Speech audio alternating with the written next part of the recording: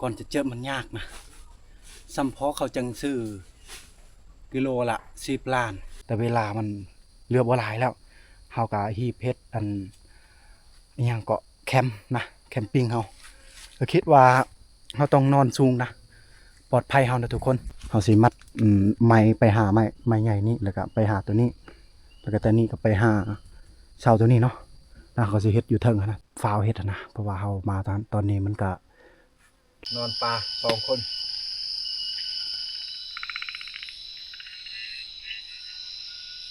เอากับทักทายสบายดีพ่อแม่พี่น้องและ FC ทุกๆคนที่ติดตาม2ของคมชนเผ่ากระโดมาตลอดมื้อนี้ก็คมพร้อมด้วยทีมงานเฮาจะไปสอกยาสมุนไพรจะเอาไปขายเวียดนามนะทุกคนหลายคนอาจจะบ่ฮู้จักชื่อของยาสมุนไพรตัวนี้นะราคาหูคนคางสูงพี่น้องมีแต่ผู้ชนเผ่าปะโกะกระโดเท่านั้นที่มียาสมุนไพรตัวนี้โลนึง10 ล้านฟังบ่ผิดเด้อทุกคนโลนึง10 ล้านโอ้โหเฮาสิไปเบิ่งว่าในป่าใหญ่ป่าลึกลับแห่งนี้เฮาสิได้บ่เบิ่งพี่น้องป่ายาสมุนไพรตัวนี้มันมักจะอยู่ในน้ำห้วยแบบภูสูงๆนะตัวนี้นะมันมักอยู่นะ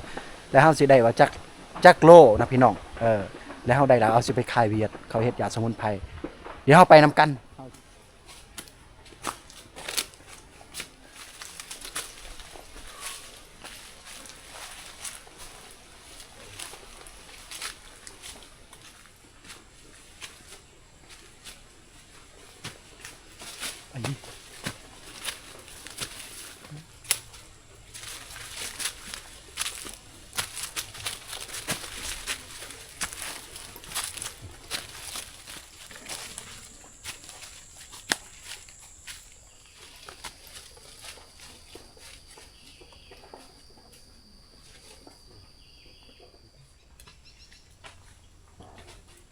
ส่วนรายยาตัวนี้มันมักอยู่ได้นี่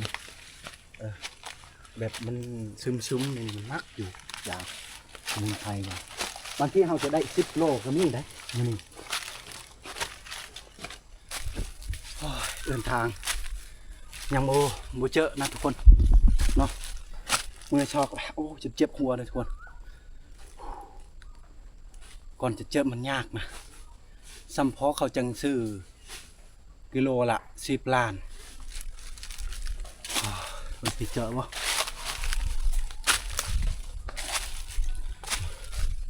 กูแบบนี้มันคือ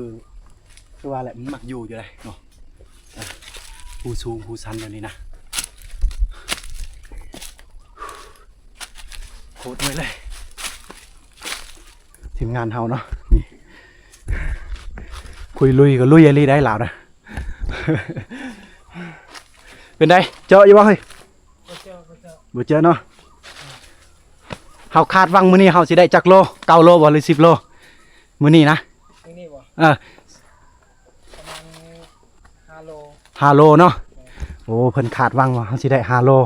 แต่ว่าส่วนคมก็คาดวังมื้อนี้ก็สิได้ประมาณ10 โลได้พี่น้องไปเบิ่งทรงคือสิบ่ได้ดอก10 โลยังบ่เจอฮอดโลทำเนาะอันนี้ก็จะเป็นบันไดชาวบ้านเพิ่นทำมาหากินไปมาเขตภูตัวนี้นะทุกคนโอ้โหน่าจะเบิ่งนี่น่าจะเพิ่นไปมาเขตนี้ตลอดนะบันไดนี่กับบันไดแบบเก่าๆเนาะเริ่มโดกแล้วมันแหละโอ้คอยสิบุตกวะบึ๊บเอ้ยว้าอย่าเด้อโอ้ยหลอดมาได้โอ้คือว่าแมนโมแมนนะตัวนี้นะโบยังโมแมนนะทุกคนเดี๋ยวคลายคือตัวดีอยู่โมแมนโอ้โมแมนทุกคนตัวนี้ก็คือทางสัตว์มันไปนะทางหอนนะเบิ้งนี่หอยหอนมันมาไปโอ้หอนมาอยู่นี่นะนี่เส้นทางหอนตัวหอนตัวเม่นเนาะมันไปตามนี้นะแต่ว่ายังโมเห็นซอกโดนยังโมเห็นเดี๋ยวทีมงานเฮาบางทีเพิ่นได้แล้วอยู่ทางบ่จักช่วยเบิ่งทีมงานก่อนเด้อไปทำกันอีกเราต้องค่อยๆสอกนะค่อยๆสอกหาทุกคนโอ้โห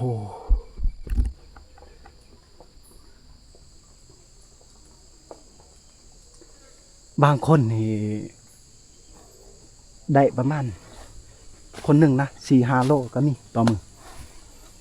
หรือว่ามัดชาวบ้านเพิ่นเอาหมดเลยบ่จักเฮาหากระหูนะชาวบ้านเพิ่นพากันไปสอกหาเบิดบ้านเบิดเมืองเพิ่นไปสอกเฮาหากะเฮ็ดหากระหูเลยจึงไปบ่ได้แล้วบัดนี้เนาะเส้นทางสัตว์ไปนี่นะอันนี้แหละเส้นทางห่อนได้นี่โอ้เพิ่นบ่เฮ็ดแหวบ่เนาะเส้นทางสัตว์ป่าเยอะแยะเลยนี่ทางเส้นทางแว้นคนไปได้จะเป็นสัตว์เพิ่นไปกันนี่นะนี่แต่ว่ายังบ่เห็นนะทุกคนยังบ่เห็นเถื่อธรรมชาติสวยมากสัตว์ป่าก็น่าจะเยอะแยะอยู่ภูแห่งนี้นะเห็นรองรอยยังเกาะฮอนเมนเนาะและตัวเงินตัวเห็นก็มี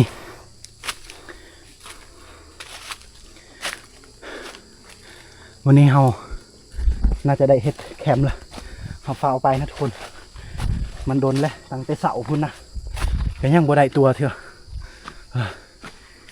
ยังบ่ได้นี่เป็นได้บ่เฮ้ยเจอแล้วบ่โอ้ยังบ่เห็นเนาะว่าสิได้บ่โอ้ทุกคนสอกยากนะแมนอยู่กิโลละ10 ล้านจะว่าเฮาก็คาดหวังว่ามื้อนี้ก็อย่างน้อยเฮาก็สิได้4 โล 5 โลนละก็พอได้มีแหงนะจักบาทโอ้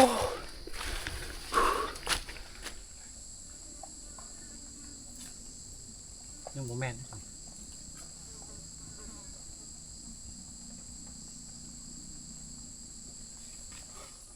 นะทุกคน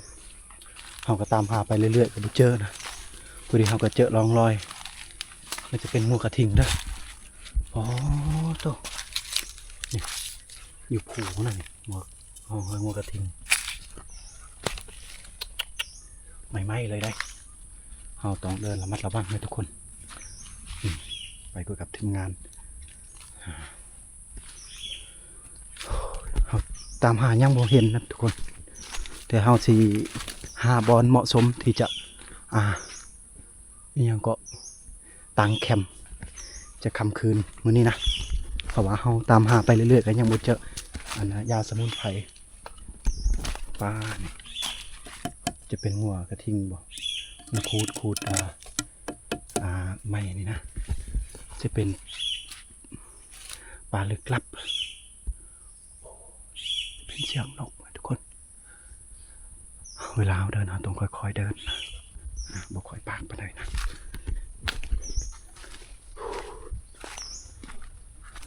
เราจะตามหาตอนนี้ก็คือตามหาแม่น้ำแล้วกับตั้งแคมป์เพราะว่าเราเดินไปแล้วบ่มีน้ำหิวน้ำก็พอแห้งทุกคน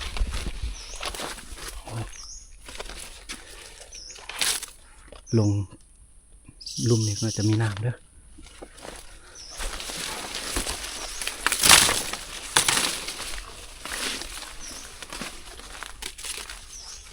บัวสิจังแคมมืออยู่ใส่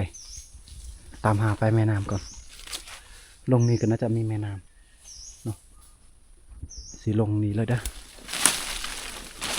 ตามไปเรื่อยๆยังไม่เห็นแม่น้ำโอ้เกมเลยครับ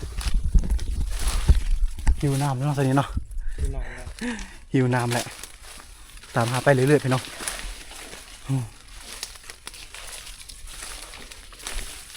แล้วก็สิตั้งแคมป์มันสิมืดแหละตามหาเบิดมือยาสมุนไพรยังบ่ได้จักโลเลย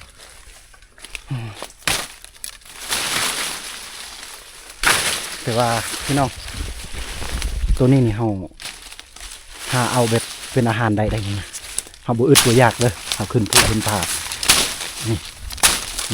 จะเป็นอาหารนี่เห็นไหมพี่น้อง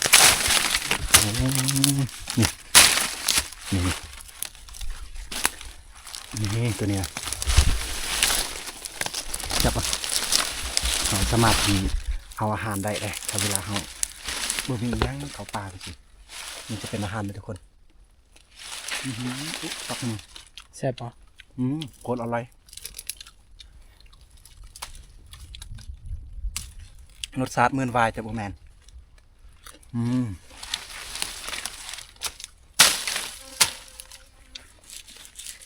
ช่องหาอาหารป่าง่ายๆบางคนบ่ฮู้อ่ะบ่ฮู้เอานะแต่บางคนก็บ่ฮู้กินได้โอ้ยเบิดละเนาะตัวนี้ คือวายแหละแต่บ่แม่นวายป่าแห่งนี้เต็มเลย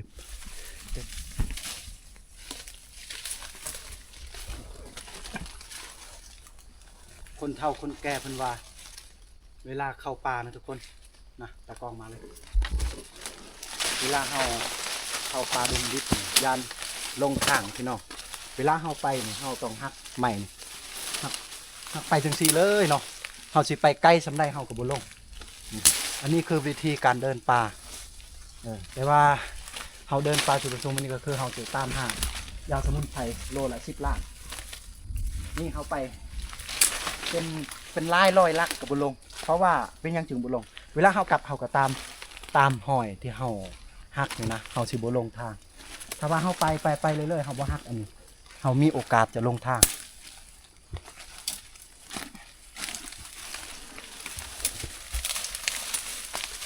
เด้อ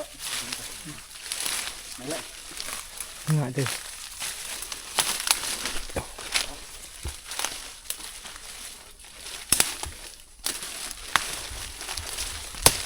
ด้านอีกบนเป็นเส้นเป็นหลังคือเลยจ้ะเดี๋ยวจ่าหลังเดี๋ยวกันบาแล้วมาให้บาแล้วมาให้เสียหลังเด้อ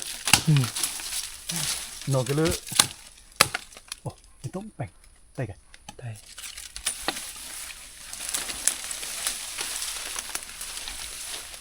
โอ้เดี๋ยวนี้พวกเฮาก็ได้เจอน้ำเลยเนาะ น้ำท่วมขึ้นเลยงานเขาตามหายาสมุนไพรยังบ่พบพอแต่เวลามันเรือบ่หลายแล้วเฮากะฮีบเฮ็ดอันอิหยังเกาะแคมป์นะแคมปิ้งเฮาก็คิดว่าเฮาต้องนอนสูงนะปลอดภัยเฮานะทุกคนถ้าบ่นี่เฮาบ่ฮู้ว่ากลางคืนเนี่ยมีหยังเกิดขึ้นนะเฮาก็บ่แน่ใจเฮาสิมัดไม้ไปหาไม้ใหญ่นี่แล้วก็ไปหาตัวนี้แล้วก็ตัวนี้ก็ไปหาเสาตัวนี้เนาะแล้วเขาสิเฮ็ดอยู่เทิงนะทุกคนไปเฮาสิเกียมเฮ็ดเลยได้เพราะว่าเวลาเฮาบ่หลายแล้วนะ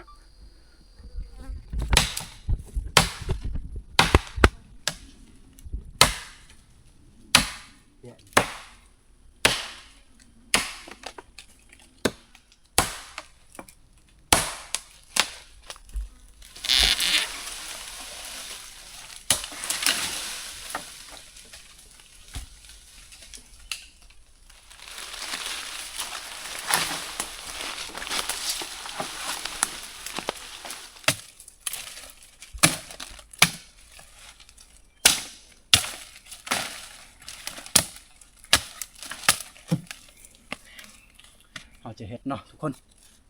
ไม้ตัวนี้ไปหาไม้นี้เนาะตอกไม้นี้แล้วก็ไปหาไม้ตัวนี้แล้วก็สินอนอยู่อยู่เทิงถ้าบอกอะเฮาเสียบไม้ก็ได้เนาะมันไกลโพดจากนั้นเนาะเฮาสิเสียบไม้บ่นี้ก็ได้เนาะ โอเค ก็มาทางนี้มันจึงสบายโอเคกว่า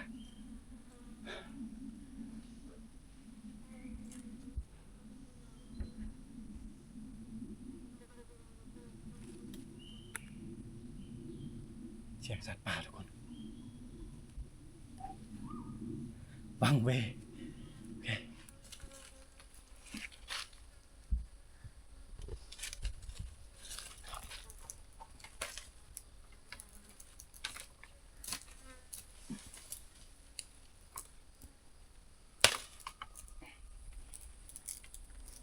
เดี๋ยวติดเลยเดี๋ยวติดเลย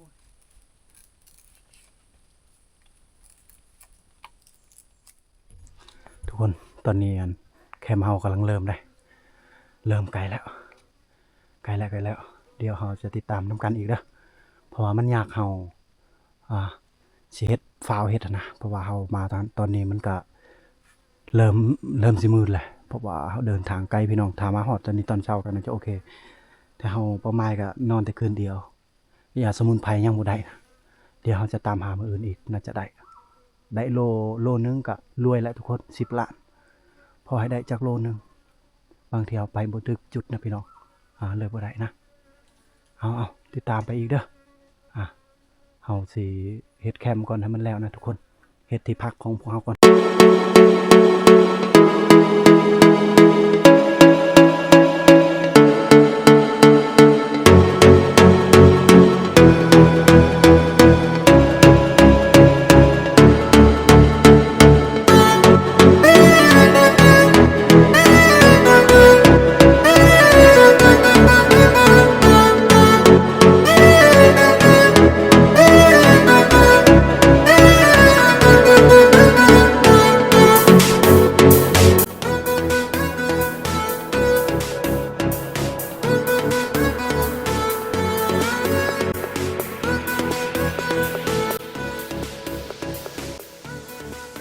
ทุกคนตอนนี้ก็จะเป็นฮอตตอนแรงแล้วเด้อโอ้จนกว่าจะเสร็จอันที่พักเฮานะเฮาต้องเฮ็ดสูงๆนะทุกคนโอ้โหไปเบิดบื้อก็ยังบ่ได้อันยาสมุนไพรเนาะหวังว่ามื้ออื่นเฮาสิพบพอเนาะฝากติดตามนำกันนะทุกคนเบิ่งนำกันแต่อยากรีวิวที่พักเฮาก่อนพี่น้องนี่เฮาสินอนแบบสูงได้ครับบ่กล้านอนอยู่หลุมยานมันมีถากนะบางทีสิมีงูมีอิหยังเฮาก็บ่ฮู้เนาะตอนกลางคืนนะพี่น้องเฮาต้องปลอดภัยไว้ก่อนนี่เฮาก็สินอน2คนอยู่นี่แต่ว่าเฮาสิก่อไฟอยู่หลุมให้มันมีควันให้มีอายเพื่อบ่ให้ยุงเห็นบ่ยุงนี่ยุงสิกัดสิตอมเฮาลืมเอายาแต่ยุงไปนํพี่น้องนี่แล้วก็สิมีบันไดเฮานะโอ้โหก่อนจะเสร็จจนมืดจนค่ำพี่น้องนี่ยามแรงๆก็จะได้ยินเสียงนกห้องก็เว้าอยู่โอ้โหม่วนอีหลีพี่น้องเอ้ยเป็นตะม่วนเป็นตะคักเนาะนี่หวังว่าเฮาสิได้เห็นอิหยังวะก็หอกหมอนะหรือว่าตัวเห็นตัวเงินเวลากลางคืนนะทุกคนหวังว่าเฮาสิได้พบพอนะเฮาสิได้เห็นตอนกลางคืนนะมีแต่ฝากครับไปติดตามไปนำกันนะทุกคนเฮาสิได้เห็นแท้หรือว่านะก็บ่ฮู้นะตัวนี้นะแต่บางทีเพราะว่าต้นไม้นี่บักใหญ่ๆสูงๆมันมักอยู่มันมักไต่ได้ทางนี้นะทุกคนโอ้เสียงนกก็เว้าอยู่นะนี่ล่ะเดี๋ยวเฮาสิเตรียมทำกับข้าวนะเพราะว่าแรงแล้วเย็นแล้วนะเครื่องเฮาก็ยังอยู่รวมเดียวเฮาสิเก็บขึ้นทุกคนเมื่อยโคตรเมื่อยนี่เฮาก็นอนเป็น2คนนี่เฮาสิมีผ้าห่มแต่พื้นเดียวนะแล้วเฮาสิบ่เฮ็ดหลังคาได้เพราะว่าก่อนบ่ทันเลยพี่น้องบ่ทันเลยเฮ็ดหลังคานี่เอาแบบดิบๆจังซี่เลยนะถ้าฝนตกก็คือแล้วเลยเฮาคืนนี้โอ้ยยังวังเวอยู่ยานฝนตกก็พอแห้งนี่แต่ฝนตกก็คือว่าอดเลยโทรศัพท์อีหยังก็เปียกเบิดเนาะกล้องอีหยังก็เปียกเบิดล่ะโทรศัพท์ก็ตายเด้ถ้าฝนตกนี่โอ้อธิษฐานให้พระเจ้าบ่ให้ฝนตกนะประมาณนี้นะทุกคนภาพบรรยากาศตอนแรงๆเด้อนี่เด้อแล้วเดี๋ยวเฮาสิซองกลางคืนอีกเด้อแล้วก็มื้ออื่นเช้าเฮาสิได้บ่ยาสมุนไพรนะจะเป็นราคาหลักล้านได้โลเดียวหรือ5ขีดก็พอมีแห้งอยู่หรอกนะถ้าได้เห็นโตมันก็พอมีแห้งนะมื้ออื่นประมาณนี้เฮาสิตำกับข้าวกันเด้อหรือว่าสิเฮ็ดกินที่เรียบร้อยเนาะนี่น้องเพิ่นโอ้โหไปกับทีมงานเฮามื้อนี้เมนูเฮาสิเฮ็ดได้นี่เมนูนี่ว่ามาม่าโอ้กินมาม่าโกโกมีนะโอ้โหทุกคนนี่กำลังต้มน้ำอยู่แคมป์เฮาก็อยู่นี่นะนี่เฮาก็สิก่อไฟอยู่กองตารางโอ้ยเพื่อสิแล้วนี่เบิ่งเอาหอบก่อนเด้อนี่พี่น้องเพราะว่าเริ่มมืดแล้วเด้อนะโธ่มันเริ่มมืดแล้วเราก็สิก่อไฟอยู่นี่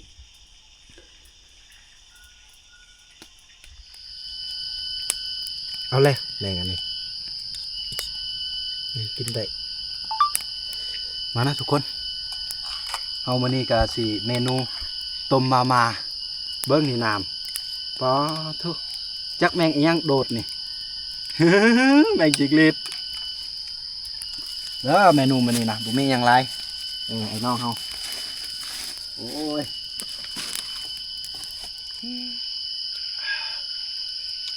นอนปลา2 คนยังบ่ได้เถื่อเนาะยาสมุนไพรกัน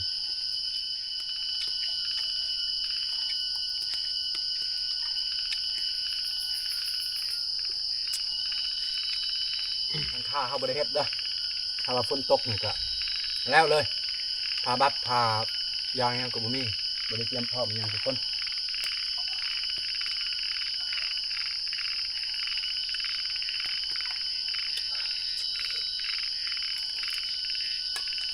2 คนเฮากินนี่หรือว่ามาพอหนึ่ง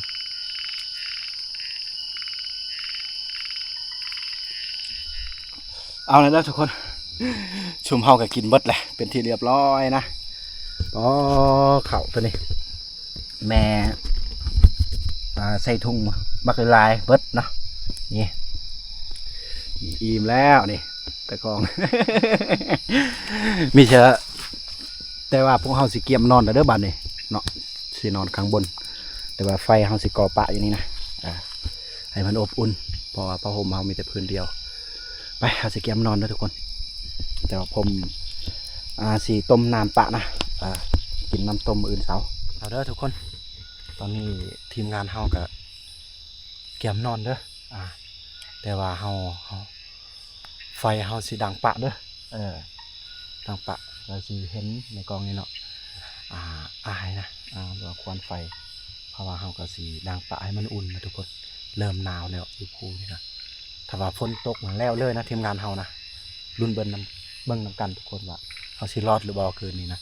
แบบบ่มีหลังคาเนาะเฮาเฮ็ดบ่ทันนะทุกคนเฮาก็สิเตรียมนอนสำหรับตามหายาสมุนไพรกิโลละ10 ล้านยังบ่ได้เบิ่งมื้ออื่นอีกนะทุกคน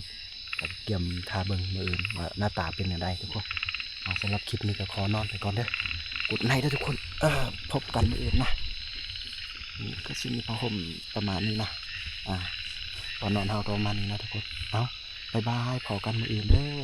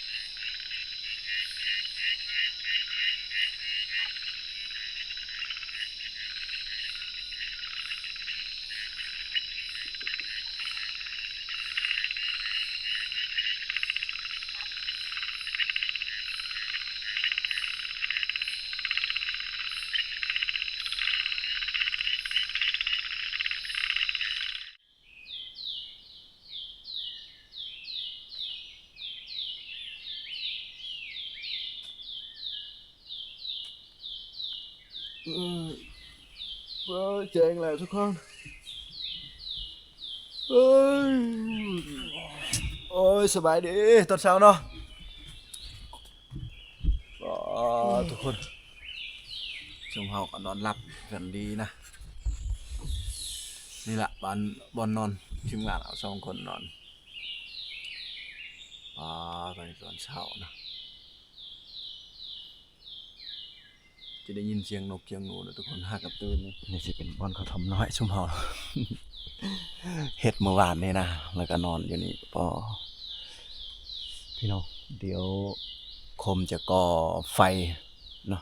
จะทำกับข้าวตอนเช้าเมื่อวานนี้พวกเฮาก็ไปหาเหยื่องกลางคืนนะก็ได้เขียดอยู่พี่น้องได้กบไก่เขียดนะเดี๋ยวสิต้มเฮ็ดแบบเมนูชนเผานะชนเผาเดี๋ยว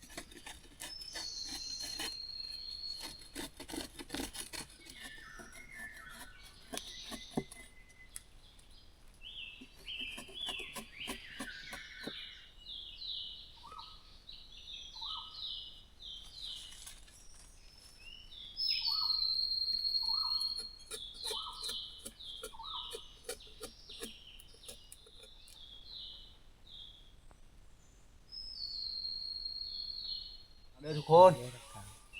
ชุมเฮากะมื้อนี้ก็กินข้าวเด้อเมนูกะบ่มีหยังหลายนะก็คือต้มเขียดหรือว่าต้มกบบ่แม่นกบเลยต้มเขียดแล้วก็ใส่กับมามีนี้ทุกคนเนาะมากินข้าวปะบ่มีข้าวเนาะสิ่งที่ขาดบ่ได้เดินป่าเดินหยังก็คือกาแฟ โอ้โห นี่ละกินอย่างมีความสุขนะทุกคน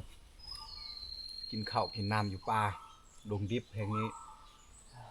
ก็จะได้ยินเสียงนกพร้อมนะห้องนะก็เว้าอยู่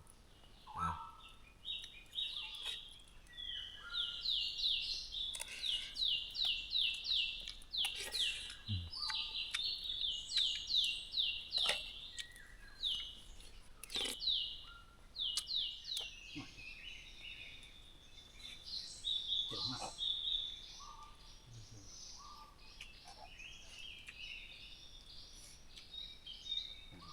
อันที่จะรีช่างให้อันนั้นยังเก็บแล้วรึเปล่าฮอดไปเล่น